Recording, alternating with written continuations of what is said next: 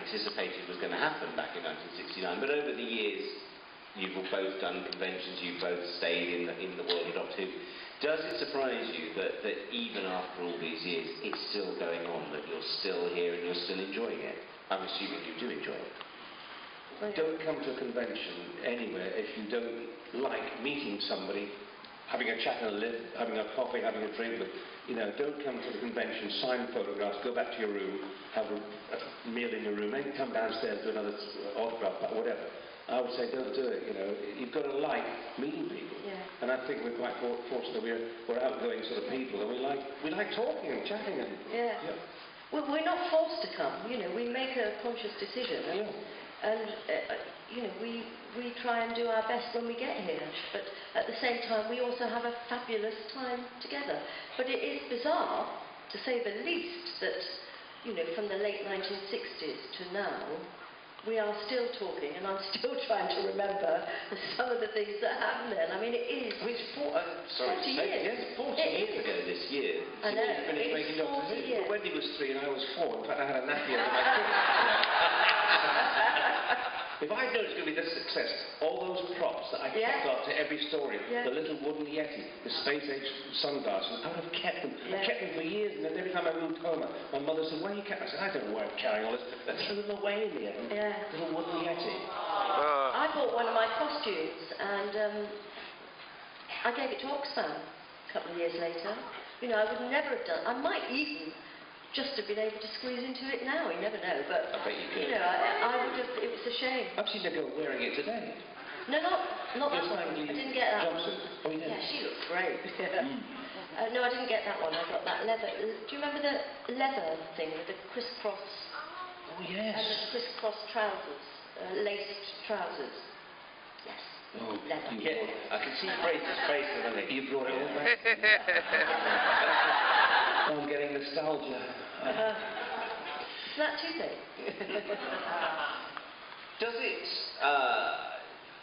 upset's the wrong word, but does it ever worry you that you're still doing Doctor Who stuff after all these years? Do you think, no, there has to be a point where we have to let it go, we have to say it wasn't us? Or do you think you will just happily keep doing this? Oh, God, yes. I mean, as Wendy said, we don't have to come here. Nobody forces us to go to a convention in Coventry or Newcastle in England. No, I'm fortunate. I'm known for Doctor Who and Emmerdale Farm. A lot of actors, you go through your whole career and not known for anything. But no, it's wonderful, and I'm chuffed that I still get invited back to places like here or whatever, or Australia, for something I did 40 years ago. I said, well, that was 40 years ago. We're now going to use the latest assistants or the latest doctors. It's lovely that people still want the classic, as it says in the programme, the classic sort of. Yeah, I feel like an old car. What is it then, do you think, that has made Doctor Who work for so many years? I don't mean just in the show, but all of this. There aren't very many TV shows. I mean, yes, science fiction is a kind of base for it, but this, Doctor Who's had a fandom for longer than most other things anyway. What is it about Doctor Who, you think, has made it so special so that people do come year after year after year to see you? In fact, you're marvellous. If I could honestly say that, I would go to my room now and start to write something like that, knowing it's going to go on for 40 years. I don't think you can actually say it's because of this, because of that, or the regeneration process. I think if you knew what made it so successful, you bottle it, as the old saying goes. I think maybe it is the fact that it has a basis of science fiction, maybe, but added to that is the quality of the writing, the stories, and the characters, and this amazing invention of a character called Doctor Who. So I think, the combination of those things just allows it to go on. I don't see why it just shouldn't go on, and on, and on, and on, because it can always be reinvented. Something new can happen all the time throughout it, and I think it should. I think when I'm 90, I want to hear that there are still conventions going on, somewhere. And hopefully you'll still be coming. Oh, I hope so. At 90? Yeah, why not? Yeah. That's just replacing it. it's, you know, somebody said to me in the autograph thing, did you have a lot of colour?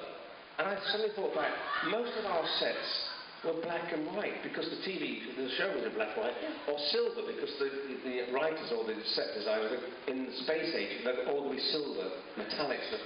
And I thought, yes, we never had a lot of reds and yellows on the sets. No, we didn't. It really was black, lots of different shades of greys, and silver mainly. It is that thing, isn't it, of 60s idea of science fiction when we were all growing up at that point, and we were all told that by the space year 2000 we'd all have jetpacks and be wearing one-piece silver spacesuits. And Doctor Who very much at that time sort of fed into that idea, didn't it? Well, Seeds of Death we were talking about, when Ronnie Lee Hunt played the boss of the space station, he comes in a one-piece jumpsuit, but he's still got a briefcase with him, because nobody knew in those days you'd have a laptop or a mobile phone. He still had the briefcase, and he opened it and took the paperwork out, because I guess if the writer could have seen mobile phones or laptops, he would be a multi-millionaire, because he'd have written it and patented it. It's interesting, isn't it, the way that so much of science fiction in the 60s almost got so many things right, and as you say, by using stories, we've got so far removed from right as well. And it's an interesting era of television science fiction, that they were on the cusp of getting it right. Yeah, absolutely. Will they ever get a T-Mat? I wonder where you can just stand there. If they did, right, seriously, if someone could teleport you from here back to the UK and said to you, it's fine, it's going to take your molecules, scramble them up, beam them back and reassemble you, would you do it? Yes. Really? Yes. You trust in the technology that would do that? But the trouble is coming to America, there'll be immigration. Just a minute, you can't come in now. We've got to check your molecules. Oh dear Lord. One molecule at a time. Yeah. Panto's finished, Fraser. I'm surprised. I just think with modern technology, you know, we can't get laptops that don't break down every 30 seconds. Yeah, but the idea of transmatting your body halfway across the planet terrified me. Yeah, I don't know. I don't personally like flying, so that is if there's something that's going to take me and put me back, I would do it. I would do it. Definitely. Fair enough. Would it have first class and business class? Of course. Yeah, one's quicker than the other. First class gets you there in 30 seconds. Economy class takes 45 minutes. Via Bangladesh? Yes. And has a different class of people greeting you at the other end in immigration. The special Fraser Hines class of ladies to greet you, that's definitely... Oh, that might, right, yeah. Right, has anyone got a question for these two marvellous people?